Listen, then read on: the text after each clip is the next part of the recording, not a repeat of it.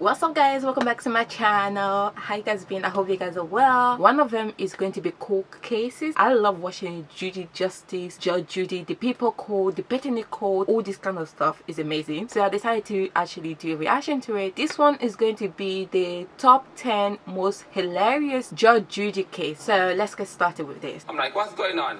And they say, I don't know. I haven't seen this so one. I went over to her and she was like,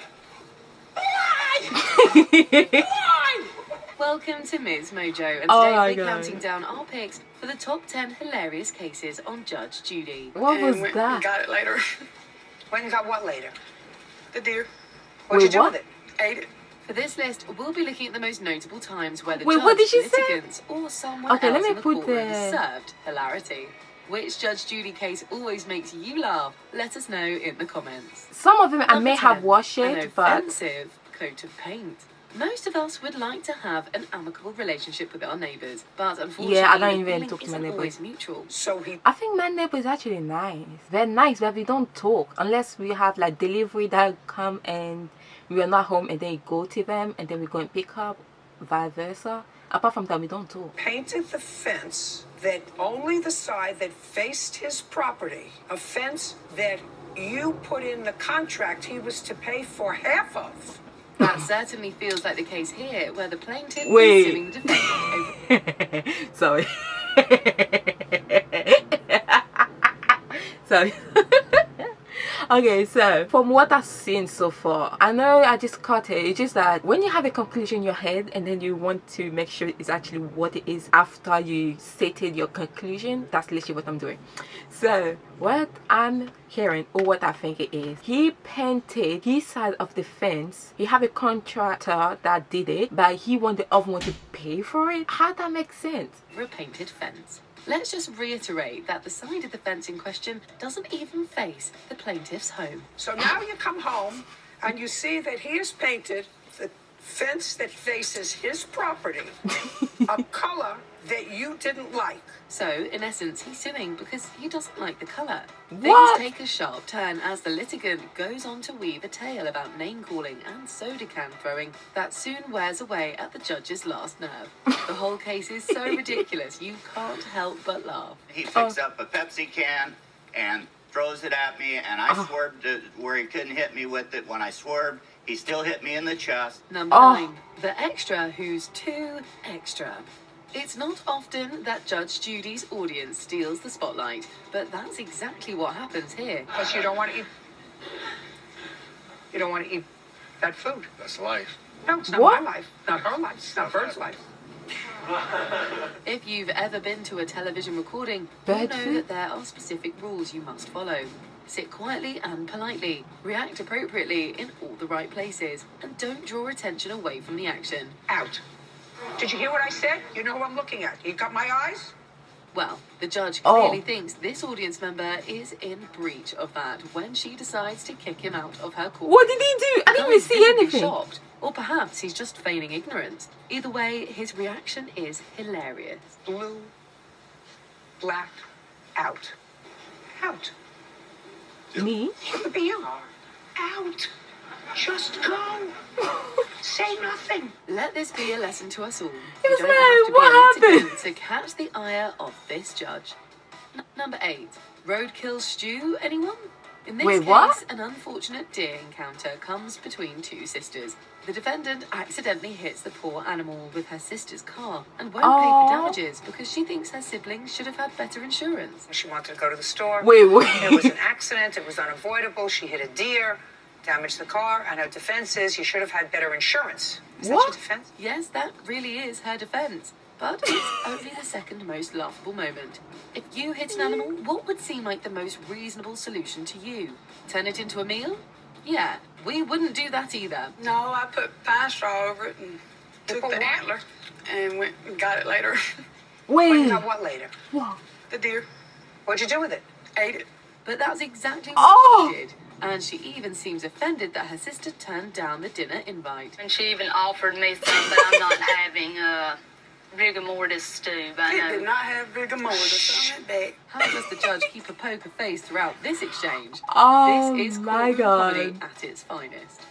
Number 7. She hated Salad with a it. side of that. She hated day. She didn't want to pay for the damage she did by hating that day. She took that day and went home, cooked it, ate it, invite her sister to eat it so that she won't feel guilty about not paying for the damage. That's crazy.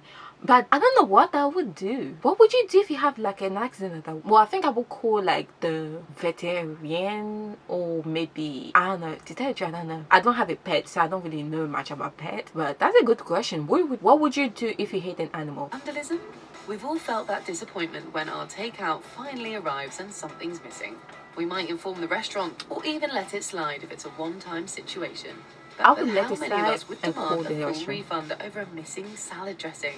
This plaintiff did. He said he wasn't going to give me full credit, and I said I would like full credit for $12.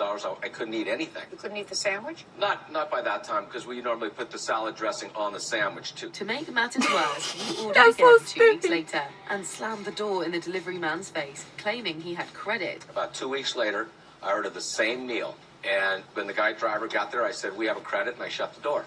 Very grown up with you. Whoa. Yeah. That's That was rude. right. Come see, come saw. As pathetic Don't as ask he French is, to that. the law still decrees that it doesn't give the defendants a free pass to vandalise his home. But although he wins his case, the judge deducts the cost of the meal from his claim in a deliciously satisfying and hilariously calculated ruling. $229.23 less 12. 217.23. Judgment for the plaintiff. That's all. Oh. 6. A theatrical recounting. If you're a loyal Judge Judy viewer, you'll know that she wants the facts, just the facts, and nothing but the facts. True. Melissa was incapable of doing her work. She was smoking and drinking. Her action became so bizarre. It was hilarious at times, dangerous Hilarious. at times. If someone tries to embellish their story, she usually shuts them down instantly. In this case, the defendant explains to the judge why he had to let the plaintiff, a former employee, go.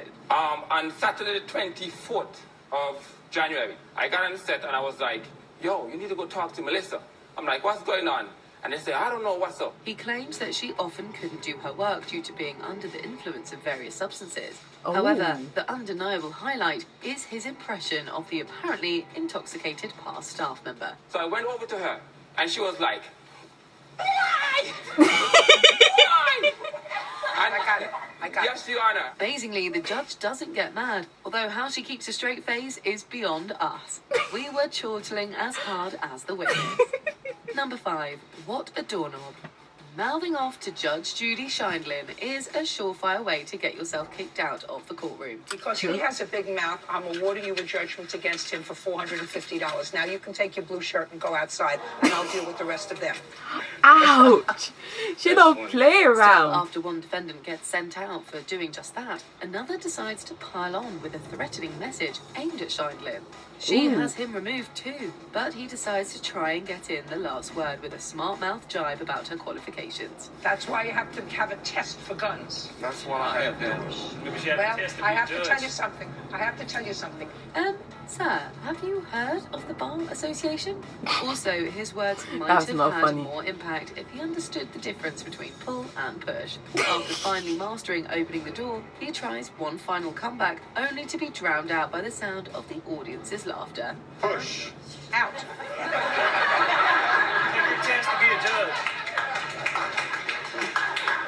Number 4.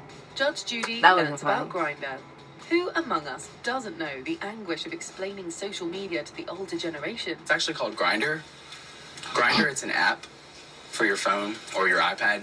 It's a social app that tells you where homosexual males are. When the defendant tells the judge that he met the plaintiff on Grindr, she responds with a blank stare.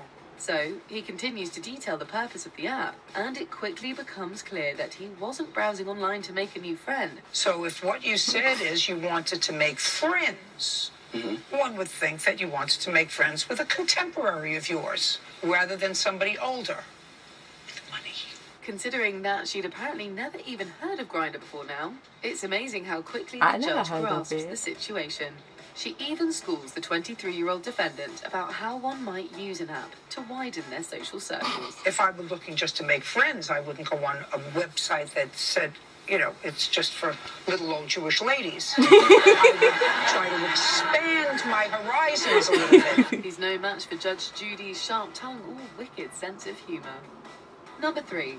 Adult Oh, this business. is an old one. When Judge Judy asks the litigant to explain her adult novelty business, this clearly wasn't the answer she expected. We go into homes and hold parties for adults with lotions and potions and vibrators.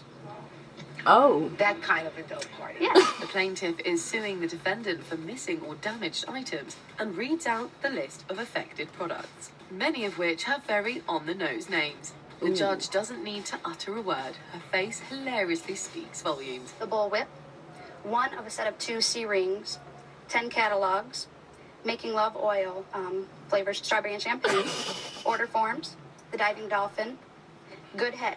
By the end, she has her head in her hands, clearly wishing she hadn't asked for so many details. Even by Judge Judy standards, this is a little more eccentric than a typical day in the courtroom. But it's television gold. There were also some of the bags that were missing, and erasers, which we use as tasters at our shows.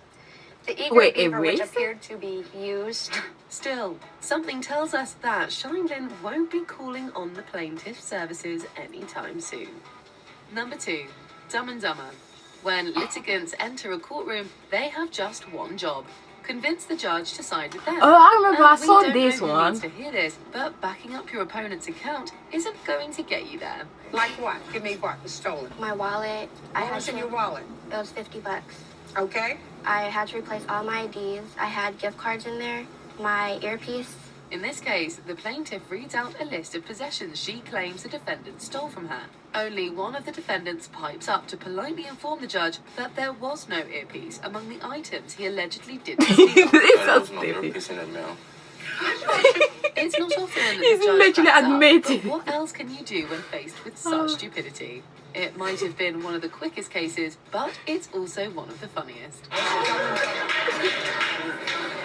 Judging for the plaintiff for the amount of $500. That's what I think it's worth, madam. Oh my gosh. Number 1. The Tupperware Lady. Karina Roy has become somewhat of a household name among Judge Judy fans. Roy seemingly mistook the courtroom as a stage for her one-woman show when she recounted her side of the story. She didn't throw all of her Tupperware on. Yes, she did.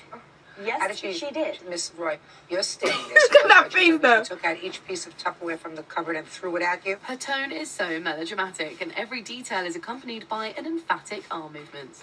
And you know what's got her so riled up? It's Tupperware. Who knew something so mundane could be so contentious? And she said, "There's your answer, Karina. Look in that cupboard there. Look in that one." And I go over there, and I open it up, I'm on the ground, so I kneel down, and there's my Tupperware, and I grab it. Watching her dramatic performance is undeniably hysterical, although the judge doesn't seem to think so.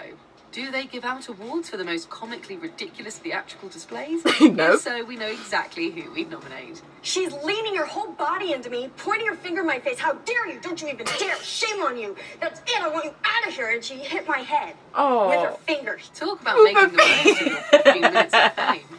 With her finger. Oh my gosh, she said with her finger. Okay, this is actually hilarious. I didn't think I would have fun watching this. I have watched Judge Judy and Judy Justice a lot. I still watch Judy Justice, so there's that. So this was fun. I actually enjoy watching it. There's some of them I haven't watched it because it was from like the old times, and it's from Judge Judy. So I haven't watched all of them, but some of them I did. Is hilarious. It's funny the way that they act and then they think they're right. I don't understand how people do that. I still can't understand. I'm always baffled with it. Anyway, this was nice, and I hope you guys enjoyed it. If you did, leave in the comment down below what you think. If I should continue to do reaction to cold cases, because I actually love watching it. If you want me to do reaction to them, put it in the comment down below, and I will see you guys on the next video.